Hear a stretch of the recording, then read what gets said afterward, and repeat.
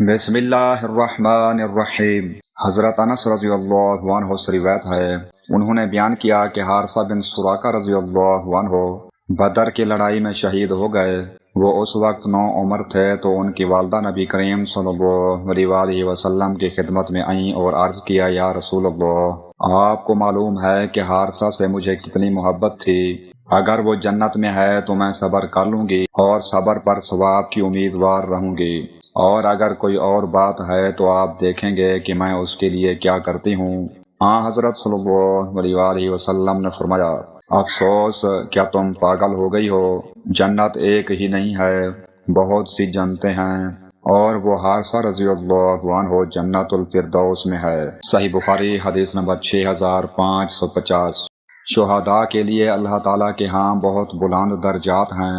جنت کے مختلف درجات ہیں، جن میں جنت الفردوس سب سے اعلیٰ مقام ہے۔ مصیبت کے وقت صبر کرنا اور اللہ سے اجر کی امید رکھنا مومن کی شان ہے۔ یہ حدیث شہداء کی عظیم فضیلت اور اللہ تعالیٰ کی رحمت کی بشارت دیتی ہے۔ حضرت سہل بن سعد رضی اللہ عنہ نے بیان کیا کہ نبی کریم صلی اللہ علیہ وسلم نے فرمایا، جنت والے اپنے اوپر کے درجوں کے بالا خانوں کو اس طرح دیکھیں گے جیسے تم آسمان میں ستاروں کو دیکھتے ہو۔ صحیح بخاری حدیث نمبر 6555۔ جنت میں مومنوں کے درجات ایک جیسے نہیں ہوں گے، بلکہ اعمال کے مطابق مختلف ہوں گے۔ جن لوگوں کے ایمان اور نیک اعمال زیادہ ہوں گے انہیں جنت میں بلند و بالا محلات عطا کیے جائیں گے۔ نچلے درجے والے اہل جنت بھی ان بلند محلات کو آسمان کے ستاروں کی طرح واضح دیکھ سکیں گے۔ یہ حدیث نیک اعمال میں سبقت حاصل کرنے اور جنت کے اعلیٰ درجات کی کوشش کرنے کی ترغیب دیتی ہے۔ حضرت ابو سعید رضی اللہ عنہ نے بیان کیا کہ نبی کریم صلی اللہ علیہ وسلم نے فرمایا، جنت میں ایک درخت ہوگا جس کے سایہ میں عمدہ اور تیز رفتار گھوڑے پر سوار شخص 100 سال تک چلتا رہے گا اور پھر بھی اسے طے نہ کر سکے گا۔